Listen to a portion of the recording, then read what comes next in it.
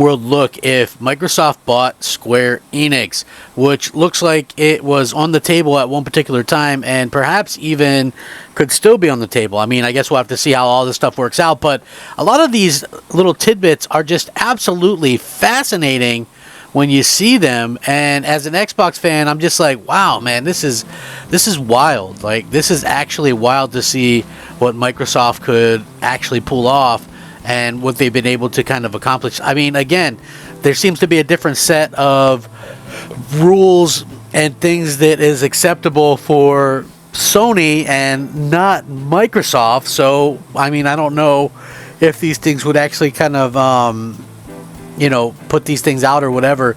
But yeah, this was very interesting to say the least.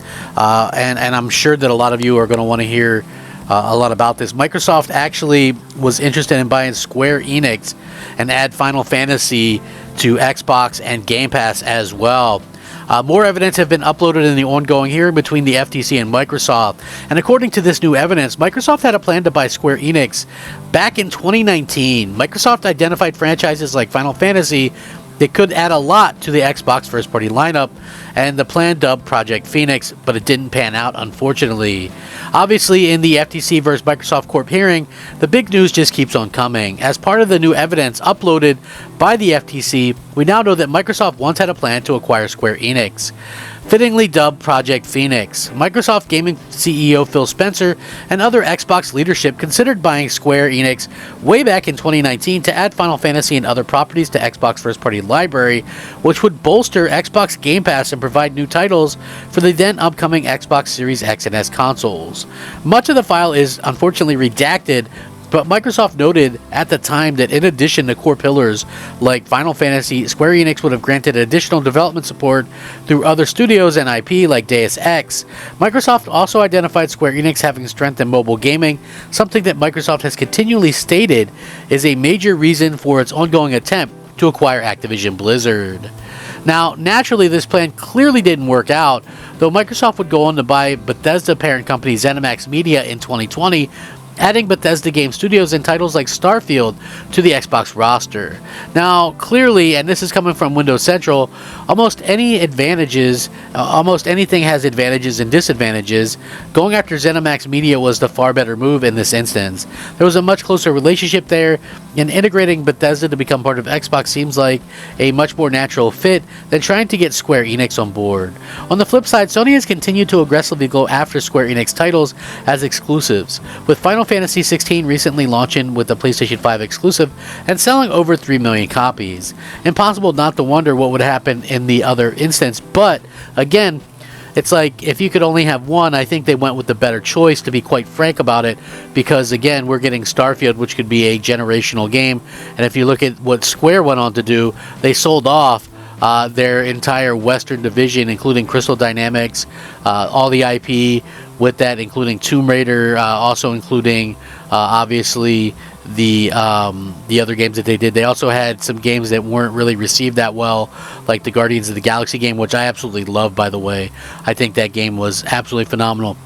It was so good that I bought it on PlayStation, I bought it on Xbox, I played it on both, and then of course there's the situation with the Avengers game being kind of lackluster. Now, to be clear, I like the Avengers game. I know some people really, really didn't like it, or they hated it, or whatever the case may be. For me personally, I thought it was good. I thought it was good for what it was. I don't think... Now, here's the thing, right? I played it for the single-player campaign, right? And I'm very upfront about that.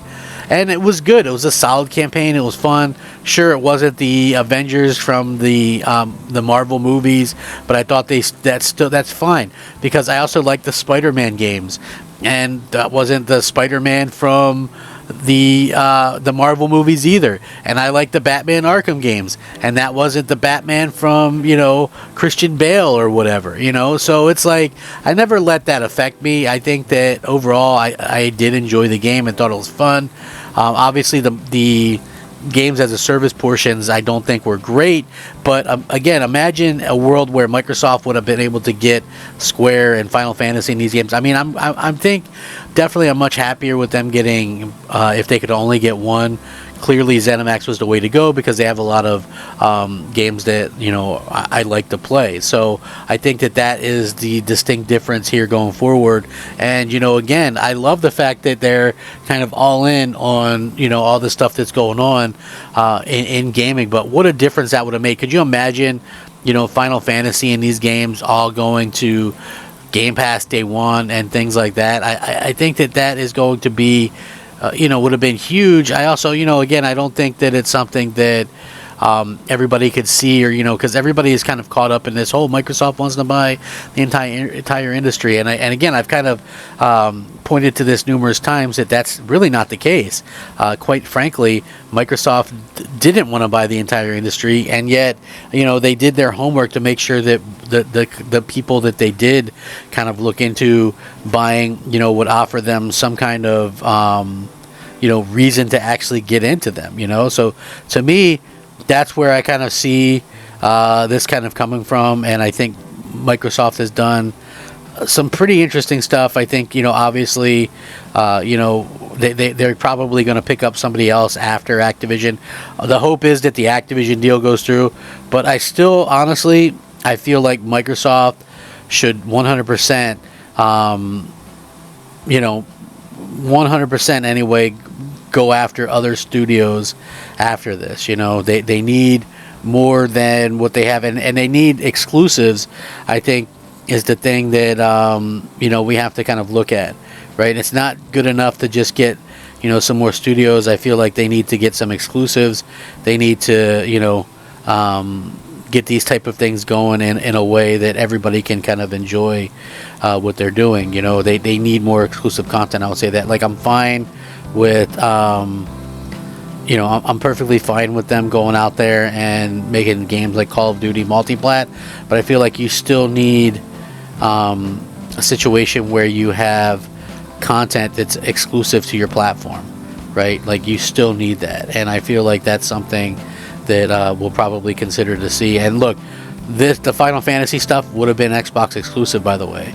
They would have did what they did with the Bethesda deal and the Bethesda games, and I think that's what they probably needed to do, and I hope that they do go ahead and do that again in the future. We'll see what happens, though. This has been some pretty crazy developments in this whole situation, and you see some people obviously aren't going to like it, but it kind of is what it is, and Microsoft is trying to compete, and sometimes you have to go all out when you're competing, and especially competing against Sony, who, it's leaked out, they don't take no prisoners either.